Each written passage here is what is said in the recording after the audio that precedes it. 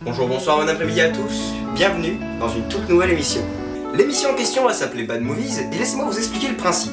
Comme son nom l'indique, Bad Movies vous fera des cours de claquettes. Allez, salut. Non, évidemment, ça va parler de films, mais de mauvais films. Et là, vous vous dites sûrement que ça n'a aucun sens de faire des mauvais films. Mais si, ça en a un. Il vous est sûrement déjà arrivé d'adorer un film que tout le monde déteste, ou de détester un film que tout le monde adore. Et c'est à peu près ce que je vais faire ici. Je vais prendre des mauvais films, et je vais dire ce que j'en pense. Après, quand je dis mauvais film, ça veut pas forcément dire les pires films qui soient. Je peux aussi prendre une saga au hasard, et prendre le moins aimé, pour en faire une critique, et voir s'il mérite vraiment d'être détesté par tout le monde. Une deuxième raison vient s'ajouter à ça. Je pense que les mauvais films peuvent être aussi instructifs que les bons. Les mauvais films montrent toutes les erreurs à ne pas refaire pour qu'un film soit bon. Enfin bon, arrêtons de bavarder pour rien, commençons tout de suite avec Batman et Robin. Batman et Robin est un film sorti le 9 juillet 1997 et est réalisé par Joel Schumacher, un réalisateur à qui je n'ai vu aucun autre film, donc je ne peux pas en parler. Donc le film commence par un début, ne m'en remerciez pas, où on peut voir Batman et Robin enfiler leurs costumes. Et ce qui frappe tout de suite, c'est qu'il y a des tétés sur la combinaison. Il y a des tétés sur le costume, exactement. Moi je les appelle même des bat-nichons. On apprend que dans la ville ça va mal, puisqu'un super vilain du nom de Mr. Freeze essaye de voler un diamant d'une valeur considérable dans un musée. Nos deux héros utilisent leur bat-véhicule, traversent un tunnel trop long pour être vrai afin de stopper Freeze, et laissent seul Alfred qui souffre visiblement d'une maladie. Je parierais pour la constipation. Arrivé au musée, on découvre que Freeze possède un pistolet gelant qui ferait pâlir n'importe quel épileptique, et aussi qu'il est joué par Arnold fucking Schwarzenegger. Donc, Batman arrive sur les lieux du crime.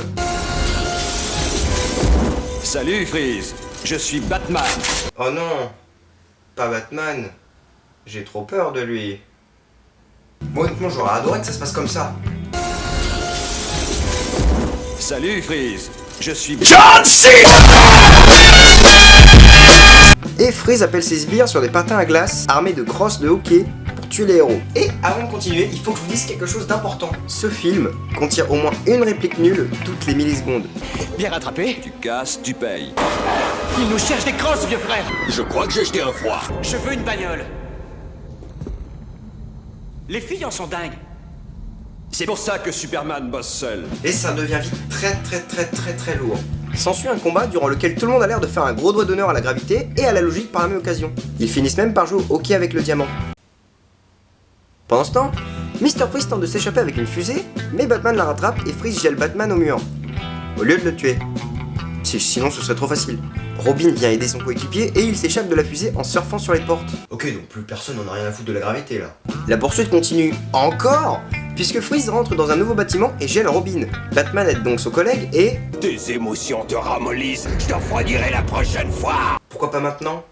Pendant ce temps, dans un manoir tellement cliché que de la foudre tombe dessus, un scientifique fou transforme des petits faibles en catcheurs mexicains. Il tente ensuite d'éliminer sa collègue en lui faisant tomber des produits toxiques dessus, mais ça la transforme en une super vilaine, Poison Ivy, qui surjoue comme personne n'a jamais surjoué. Je crois que je vous vois d'un autre œil. Ah oui.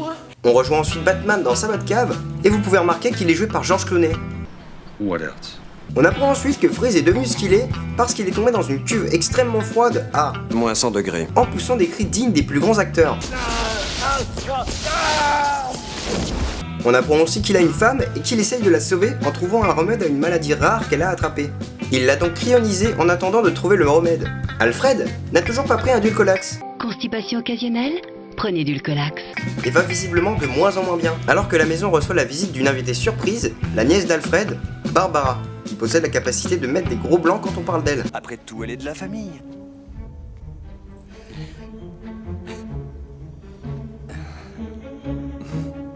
Après ça, on a le droit à quelques scènes peu intéressantes, comme tout le reste du film, où la méchante fait brûler le manoir, et où on apprend qu'un observatoire est en train de se construire dans la ville.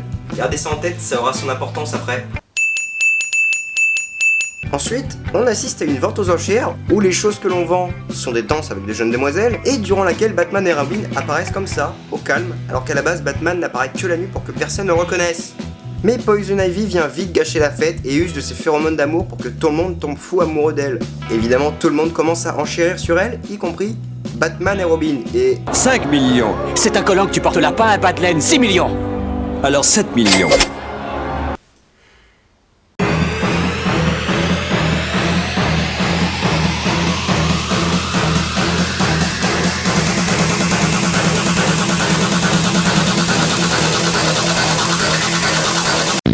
Non mais sérieusement les gars, qui s'est dit ce serait une super idée si on lui donnait une bad carte de crédit? LOL. Ça a aucun sens et c'est limite insultant pour le personnage de Batman. Heureusement, Mr. Freeze vient nous sauver de cette horreur en s'incrustant dans la fête et après une poursuite absolument haletante, c'est pas vrai. Batman l'attrape en utilisant la magie et l'envoie à l'asile d'Arkham. Mais Robin il est pas très content parce qu'il trouve que Batman ne lui fait pas assez confiance. Je me demande bien pourquoi. Si on récapitule tout ce qu'il a fait depuis le début, ça fait il s'est fait geler, puis il est tombé amoureux de Poison Ivy et c'est tout. Alfred et George Clooney ont donc une conversation très intelligente sur le sujet. Je suis vraiment entêté? Oui, effectivement, monsieur. Il y a des tétés sur votre combinaison. Après ça, on apprend que Barbara faisait des courses de moto en cachette parce que ça l'aide à oublier la mort de ses parents ou quelque chose comme ça, et honnêtement, je m'en bats totalement les steaks.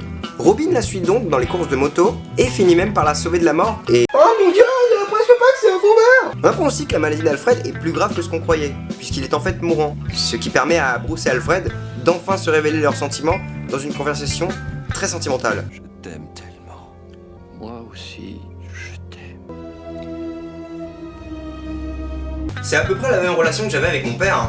Ah papa, tu me manques tellement. Au même moment, Poison Ivy vient libérer Freeze et les deux s'allient afin d'éliminer nos guignols. Pour convaincre définitivement Freeze, Ivy débranche sa femme et lui fait croire que c'est Batman qui l'a fait. Rongé par la colère, Freeze décide de sortir une phrase d'une originalité stupéfiante. D'abord, Gotham. Ensuite, le monde. Donc, Freeze essaye de congeler la ville en utilisant l'observatoire, et ne me demandez pas pourquoi, j'ai pas compris non plus, alors que Ivy tente de séduire Robin.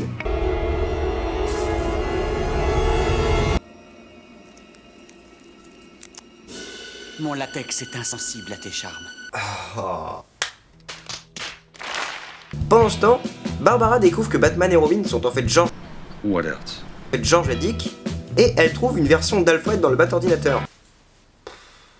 Ainsi qu'un costume de Batgirl tout prêt pour elle, et qui ne possède pas de Bat-nichon, ce qui est très étrange parce que c'est sûrement la seule qui est censée en avoir. Elle va donc aider Robin et bat Poison Ivy en la jetant dans sa propre fleur. Puis elle révèle son identité secrète à Batman. Bruce, c'est moi, Barbara. Barbara? Je t'avais pas reconnu. Ce masque cache si bien ton visage. Bon, après ça, les guignols arrivent dans l'observatoire après avoir changé de costume, parce que c'est beaucoup plus important que de sauver le monde, et inventent un plan beaucoup trop intelligent pour ce film. Plus que 8 minutes et tous les habitants seront à jamais Le givrés. soleil pourrait inverser le processus. Il ne se lèvera que dans 5 heures. Ici, Mais il vient de se lever au Congo. en relayant la lumière du soleil, De l'autre côté de l'équateur, Les satellites devraient mettre 1 minute à s'aligner, mais... Mais oui, c'est clair. Bon, allez, finissons ça vite. Donc, la gravité décide de se venger sur Robin et Batgirl. Y'a Freeze qui fait. Donc, Batman il continue son plan, mais Freeze il fait. Je suis toujours cool. Et il me fait beaucoup rire, et il déclenche des bombes, alors du coup l'observatoire il s'écroule, et les héros inventent un nouveau plan pour sauver le monde. je suis certain qu'on peut positionner les satellites en direct, mais il faudrait être un génie. je vais essayer. Ouais, on est dans la merde. Et les deux héros arrivent quand même à dégeler la ville, mais en fait c'était pas si grave que ça, vu que c'était que du plastique, et Freeze donne le remède qui permettrait de sauver sa femme à Batman, parce qu'en fait Alfred a la même maladie qu'elle, et je me demande bien pourquoi il l'a pas utilisé sur sa femme plus tôt. Plutôt le copain de Mickey. C'est pas drôle, je sais. Et ça guérit Alfred, et tout est bien qui finit bien dans le meilleur des mondes, et c'est la fin.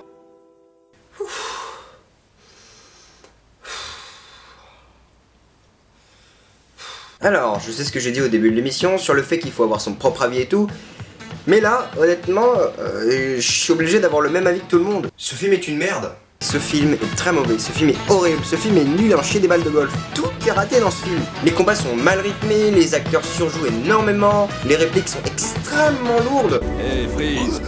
Alors, ça chauffe. Tais-toi, par pitié, tais-toi! Il y a des faux raccords partout, c'est une grosse insulte au Chevalier Noir. Le film manque cruellement de crédibilité parce que le seul personnage qui fait peur c'est Freeze, sûrement parce qu'il serait capable de nous tuer avec ses blagues. Qu'est-ce qui a tué les dinosaures? L'ère glaciaire. Mais c'est même pas vrai! Et en même temps, c'est tellement n'importe quoi. Je vous jure que c'est vraiment n'importe quoi. Ça part dans tous les sens. Il y a un nombre incalculable de moments what the fuck où on se demande ce qu'on fout là. C'est vraiment une avalanche de trucs ridicules qu'on a entassés là pour en faire un film. Mais quand on regarde ce film de ce point de vue là, ça devient hilarant. Je dis regardez ça.